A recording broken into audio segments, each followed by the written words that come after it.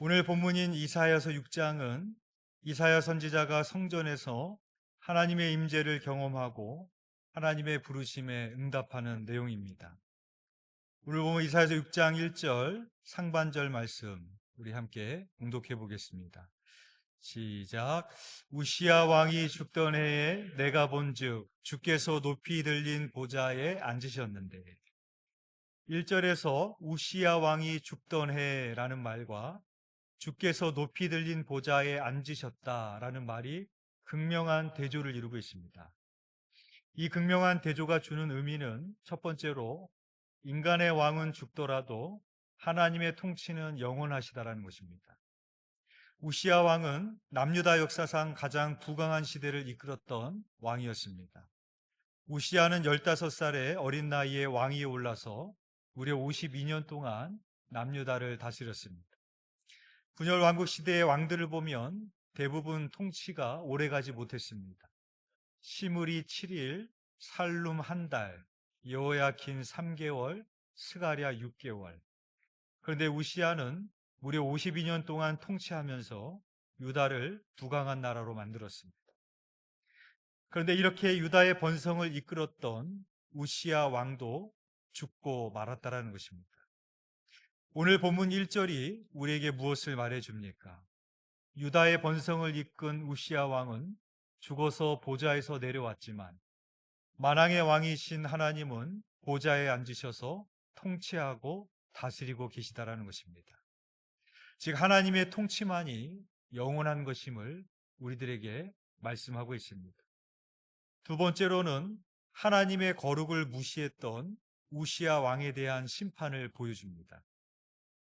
우시야 왕은 남유다의 최고의 전성기를 누린 왕이었습니다.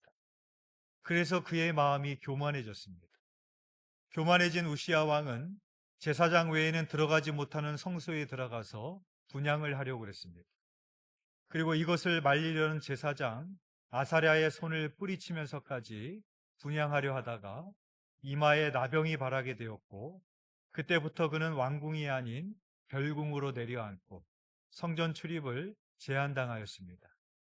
그리고 비참한 말년을 쓸쓸히 보내다가 그의 나이 67세에 세상을 뜨고 말았습니다. 성전에서 하나님의 거룩을 비웃었던 우시야 왕은 죽었지만 거룩하신 하나님은 성전에 임재해 계시고 계십니다. 하나님의 거룩을 비웃어서 비참한 죽음을 맞이했던 우시야 왕과 거룩하신 하나님의 임재 앞에서 회개와 부르심의 순종으로 나아갔던 이사야가 극명한 대조를 이루고 있습니다. 오늘 본문이 우시야 왕이 죽던 해로 시작하고 있는 것은 이렇게 여러 가지로 중요한 의미를 가지고 있습니다. 이사야 1장 1절에 보면 이사야 선지자의 사역은 우시야의 통치 때부터 시작을 했습니다. 이사야 1장 1절 말씀입니다. 유다 왕 우시야와 요담과 아하스와 히스기야 시대에 아모스의 아들 이사야가 유다와 예루살렘에 관하여 본 계시라. 그리고 오늘 본문 6장이 이사야가 하나님께 받는 소명입니다. 그러니까 오늘 본문에서 이사야가 하나님의 소명을 받은 것은 선지자의 역할을 시작했던 때가 아니라 이미 선지자의 역할을 하고 있었을 때였습니다. 그래서 그는 자신의 입술이 부정한 자라고 고백했던 것도 이미 하나님의 메신저로 살아왔지만 자신의 죄와 허물을 하나님께 고백했던 것입니다. 우리는 부르심, 소명을 생각할 때 목사가 되고 선교사가 되고 뭔가 특별한 일을 할 때 받는 것으로 생각을 합니다. 그러나 오늘 본문이 우리에게 무엇을 깨우쳐주고 있습니까? 하나님의 부르심이란 우리가 하나님의 특별한 사역을 위해서 부름을 받는 것만 있는 것이 아니라 거룩하신 하나님의 임재 앞에 나아갈 때마다 하나님의 부르심 앞에 다시 서야 된다는 것입니다. 왜 그렇습니까? 하나님이 누군가를 사용하실 때 그 사람의 지식이나 능력을 보고 쓰시는 것이 아니라 깨끗하고 정결한 사람을 쓰시기 때문에 그렇습니다. 사랑하는 여러분, 우리는 매 주일마다 성전에 나와서 예배를 드립니다. 오늘도 여러분들은 이 성전에 나와서 예배를 드리고 계십니다. 여러분들의 예배는 어떤 예배십니까? 우리의 예배는 바로 이 이사야와 같은 예배가 되어야 됩니다. 한 번 소명받은 것으로 끝나는 게 아닙니다. 우리는 하나님 앞에 정결하고 깨끗하지 않으면 쓰임받을 수 없기 때문에 매 주일마다 드려지는 이 예배가 하나님의 소명 앞에 다시 서는 그런 예배가 되는 것입니다.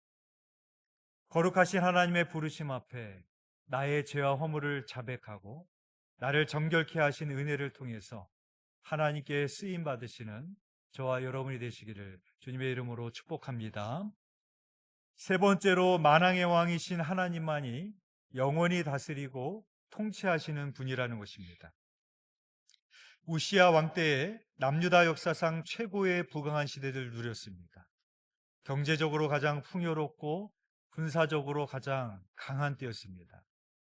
그런데 우시야 왕이 죽고 말았으니 백성들의 마음이 불안해질 수밖에 없었을 것입니다. 지금까지 자기들을 경제적으로 풍요롭게 해주고 군사로 자기들을 안전하게 보호해 주었던 왕이 죽었으니 자기의 장래의 일들이 불안해질 수밖에 없었을 것입니다. 그러나 오늘 말씀이 무엇을 말해주고 있습니까? 인간의 왕 우시아는 죽었지만 만왕의 왕이 되신 하나님께서는 지금도 살아계셔서 친히 그들과 함께 하시고 그들을 다스리시고 지키시고 보호하시고 인도 동행해 나아가신다라는 것입니다. 오늘 본문에는 성전에 임재하신 하나님을 보았던 스랍 천사들과 이사야의 반응이 나옵니다. 먼저 스랍 천사들의 반응입니다. 1절 하반절부터 3절 말씀 우리 함께 읽어보겠습니다. 시작. 그의 옷자락은 성전에 가득하였고 스랍들이 모시고 섰는데 각기 6날개가 있어 그 둘로는 자기의 얼굴을 가리었고 그 둘로는 자기의 발을 가리었고 그 둘로는 날며 서로 불러 이르되 거룩하다 거룩하다 거룩하다 만군의 여호와여 그의 영광이 온 땅에 충만하도다 하더라. 네. 그의 옷자락은 성전에 가득한 것을 봤습니다. 옷자락은 왕복의 끝자락 장식인데 하늘 보좌에 앉으신 하나님의 옷자락 끝자락만으로도 성전이 가득하였다라는 것은 하나님이 얼마나 크신 분인지를 보여주고 있는 것입니다. 또한 스랍 천사들은 6개의 날개를 가지고 있는데 2개의 날개로는 자기 얼굴을 가리고 2개의 날개로는 자기의 발을 가리고 2개의 날개로는 날았습니다. 본래 날개는 날기 위해 존재하는 것입니다. 그런데 스랍 천사는 6개의 날개 중에 단 2개의 날개만 본연의 목적대로 사용하고 있고 나머지 4개의 날개로는 자기의 얼굴과 발을 가리었습니다. 스랍 천사들이 거룩하신 하나님의 임재 앞에 자신의 날개로 자기의 몸을 가리었다라는 것은 거룩하신 하나님 앞에 자신들을 부정한 존재로 여겼기 때문입니다. 성경에서 천사는 인간보다 우월하고 거룩한 존재로 나옵니다. 그런데 인간보다 우월하고 거룩한 존재인 천사마저도 거룩하신 하나님 앞에 섰을 때 자신들의 얼굴과 발을 가리며 자신을 부정한 존재로 여길 수밖에 없는, 자신을 가릴 수밖에 없었다라는 것입니다. 그리고 서로 불러 이르되 거룩하다 거룩하다 거룩하다 3번을 외치고 있습니다. 하나님은 인간에게만 자유의지를 주신 것이 아니라 주님을 경배하고 찬양하는 천사들에게도 자유의지를 주셨습니다. 그래서 인간만 선악과를 먹고 타락한 것이 아니라 천사도 타락했던 것입니다. 만약에 천사가 하나님을 찬양하도록 AI처럼 프로그래밍 되어 있었다면 오늘 이 거룩하다라는 그 찬양은 별로 우리들에게 감흥이 되지 않을 것입니다. 하지만 자유의지를 가진 천사가 자기의 얼굴을 가리며 자기의 발을 가리며 거룩하다 거룩하다 거룩하다 3번 외치고 있는 것은 천사들도 하나님의 거룩을 진정과 기쁨으로 감격으로 찬송할 수밖에 없었다라는 것을 우리에게 보여주는 대목입니다. 그 다음에는 이사야의 반응이 나오고 있습니다. 5절 말씀 우리 함께 읽겠습니다. 시작. 그때 내가 말하되 화로다 나여 망하게 되었도다. 나는 입술이 부정한 사람이요 나는 입술이 부정한 백성 중에 거주하면서 만군의 여호와이신 왕을 배웠음이로다 하였더라. 거룩하신 하나님을 본 이사야의 첫 번째 반응은 어떤 감격이나 찬양이 아니었습니다. 화로다 나여 망하게 되었도다 라는 것이었습니다. 5장에서 정의와 공의를 상실한 유다 백성들에게 이사야는 화가 있을 것이라는 의미로 화 있을진저라는 말을 반복해서 사용을 했습니다. 이사야서 5장 20절에서 22절 말씀입니다. 악을 선하다 하며 선을 악하다 하며 흑암으로 광명을 삼으며 광명으로 흑암을 삼으며 쓴 것으로 단 것을 삼으며 단 것으로 쓴 것을 삼는 자들은 화 있을진저. 스스로 지혜롭다 하며 스스로 명철하다 하는 자들은 화 있을진저. 포도주를 마시기에 용감하며 독주를 잘 빚는 자들은 화 있을진저. 이렇게 하나님의 정의와 공의를 상실한 유다 백성들에게 화가 있을 것이라고 이사야 선지자는 선포했습니다. 근데 이사야는 거룩하신 하나님 앞에 서게 됐을 때 자기가 선포했던 화가 자기에게도 임하게 된 것을 본 것입니다. 그래서 그는 이렇게 고백을 한 것입니다. 화로다 나여 망하게 되었도다. 참된 신앙이란 무엇입니까? 타인의 죄가 보이는 것이 아니라 나의 죄가 보이는 겁니다. 참된 신앙이란 다른 사람과 나를 비교하면서 다른 사람보다는 내가 좀 더 깨끗하지, 다른 사람보다는 내가 좀 더 거룩하지, 다른 사람보다는 내가 그래도 좀 의롭지, 그렇게 여기는 것이 아니라 거룩하신 하나님 앞에 단독자로 섰을 때 내 추함과 은혜를 발견하는 것입니다. 이사야는 특별히 자신은 입술이 부정한 사람이라고 고백을 했습니다. 이사야는 자신의 입술만 부정하다고 말한 것이 아니라 특별히 하나님의 말씀을 대언하는 선지자로서 자신의 입의 부정함을 고백했던 것입니다. 선지자는 하나님의 말씀을 대언하는 메신저입니다.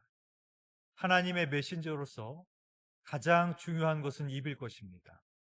가장 중요한 것도 입일 것이고 가장 거룩한 것도 입일 것입니다.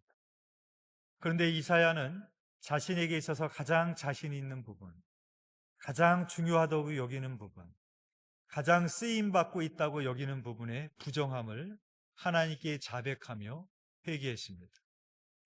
우리들도 마찬가지입니다.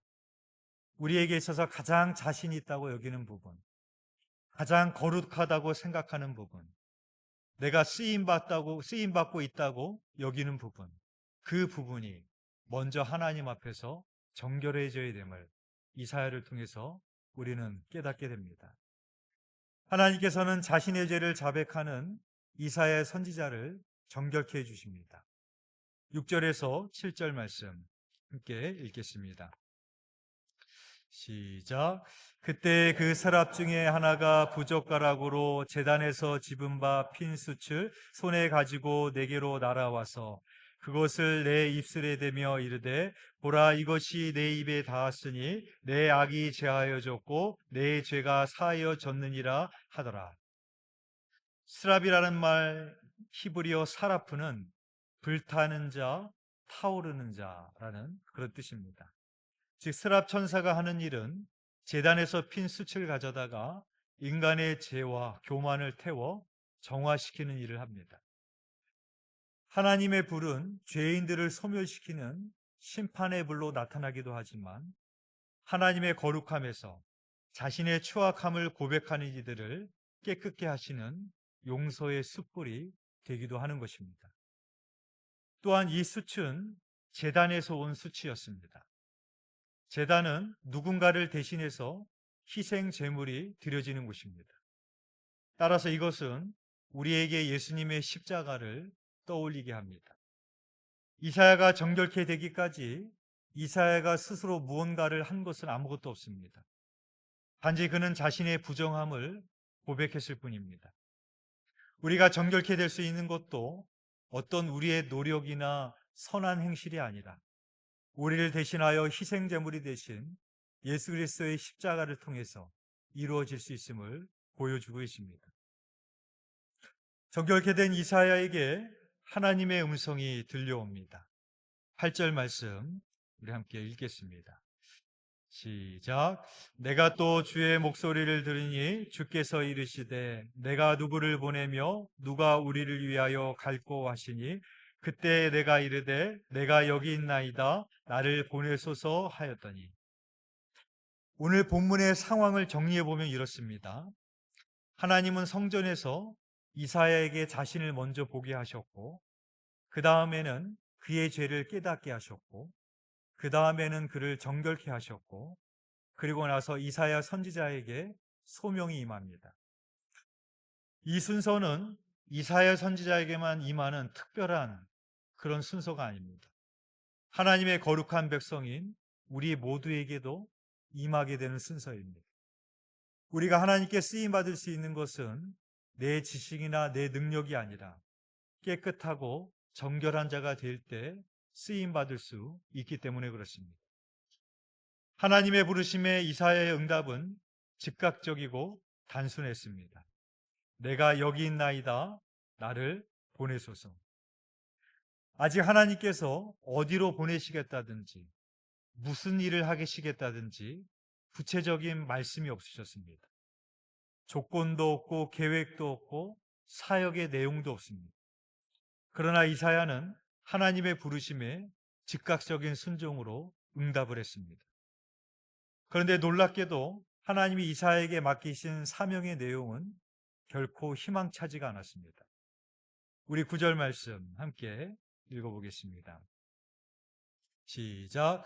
여호와께서 이르시되 가서 이 백성에게 이르기를 너희가 듣기는 들어도 깨닫지 못할 것이요 보기는 보아도 알지 못하리라 하여.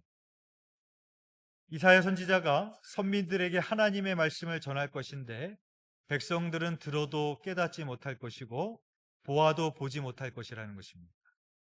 그 이유를 10절에서 이렇게 밝히고 있습니다. 우리 10절 말씀 함께 읽어보겠습니다. 시작. 이 백성의 마음을 둔하게 하며 그들의 귀가 막히고 그들의 눈이 감기게 하라. 염려하건대 그들이 눈으로 보고 귀로 듣고 마음으로 깨닫고 다시 돌아와 고침을 받을까 하노라 하시기로. 10절 말씀을 문자 그대로 보면 마치 이사야 선지자가 전하는 말씀이 선민들의 마음을 둔하게 하고 그들의 귀가 막히게 하고 그들의 눈이 감기게 할 것이라고 여겨질 수가 있습니다. 그러나 이것은 하나님의 말씀 자체가 이런 결과를 초래한다라고 말하는 것이 아닙니다. 왜냐하면 시편 119편 105절의 말씀에 주의 말씀은 내 발의 등이요 내 길의 빛이라고 말씀하셨습니다. 즉 하나님의 말씀은 우리를 인도하시는 빛이시기 때문에 그렇습니다. 따라서 이것은 전적으로 부패한 죄인의 본성에서 연유된다라는 것입니다. 이것은 예레미야가 말한 것처럼 마음이 강팍하고 목이 곧은 백성들의 상태에서 연유한 영적인 무감각 혹은 영적인 불감증에 기인한 것이라고 말하고 있는 것입니다. 그러나 사실이 이와 같다 할지라도 이사야 선지자 입장에서 보면은 얼마나 당혹스럽겠습니까?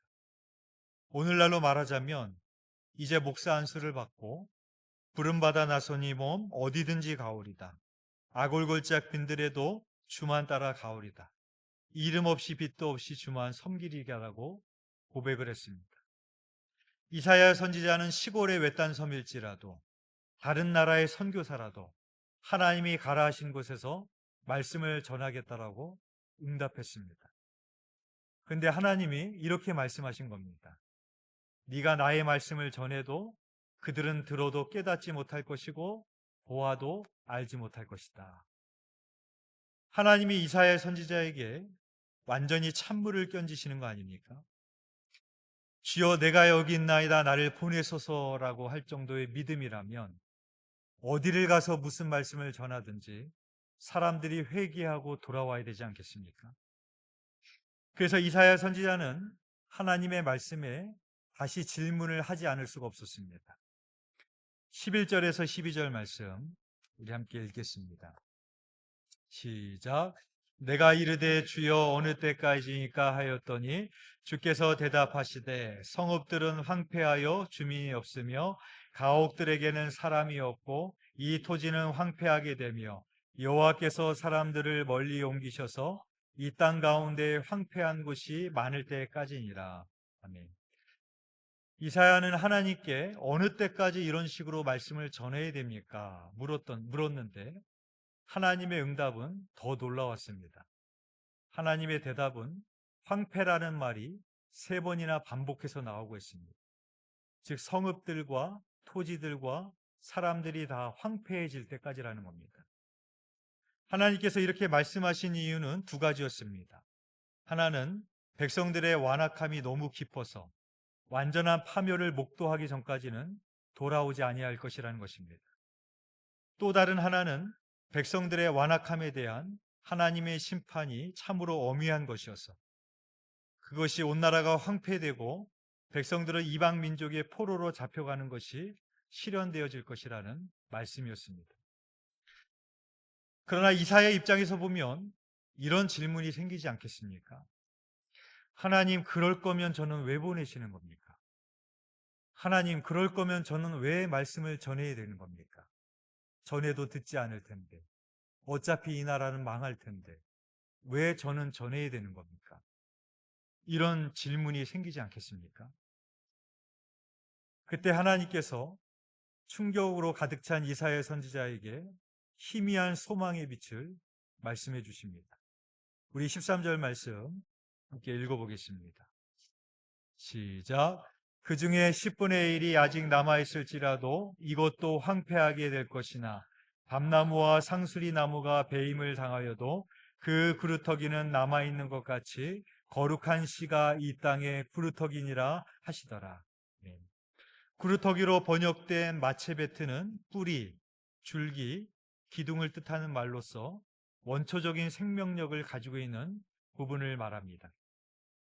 밤나무와 상수리 나무가 배임을 당하여도 그 뿌리가 살아있으면 그 나무는 때가 되어 봄이 되면 다시 살아나게 됩니다. 즉 이사야가 들어도 전에도 듣지 아니하는 그들을 향해서 전해야 될 이유는 무엇입니까? 당장 눈에 보이지 않을지라도 하나님은 눈에 보이지 않는 구루터기를 통해서 일하고 계시기 때문인 것입니다. 하나님이 이사야에게 주신 사명은 전에도 듣지 않고 들어도 깨닫지 못하는 백성들에게 전하는 것이었습니다. 여러분 잘 생각해 보십시오. 이것이 이사야에게만 주어진 사명이었을까요? 성경에서 복음을 전했던 모든 메신저들이 다 이런 상황에서 전했습니다.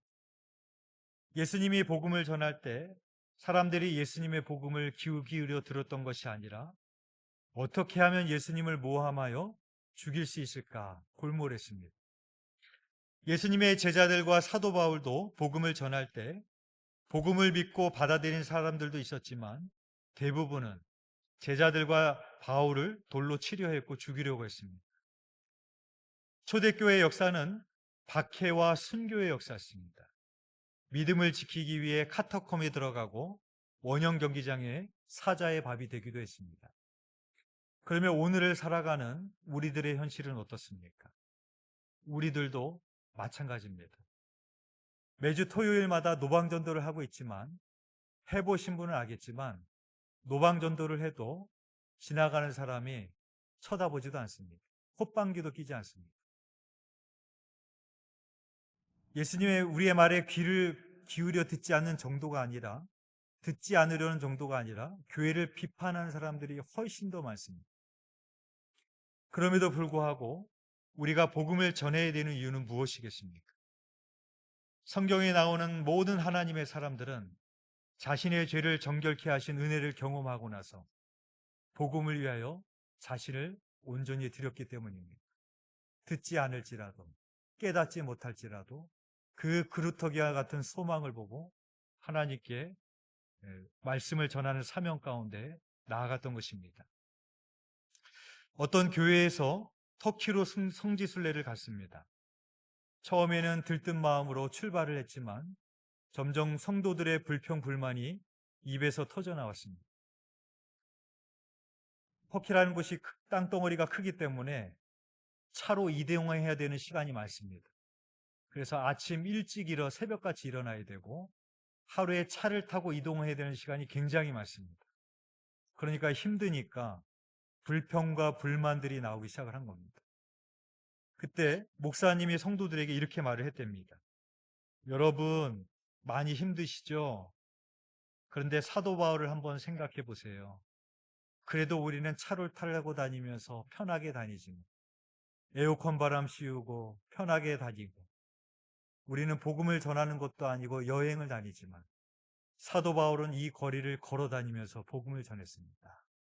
그렇게 이야기를 했다고 합니다.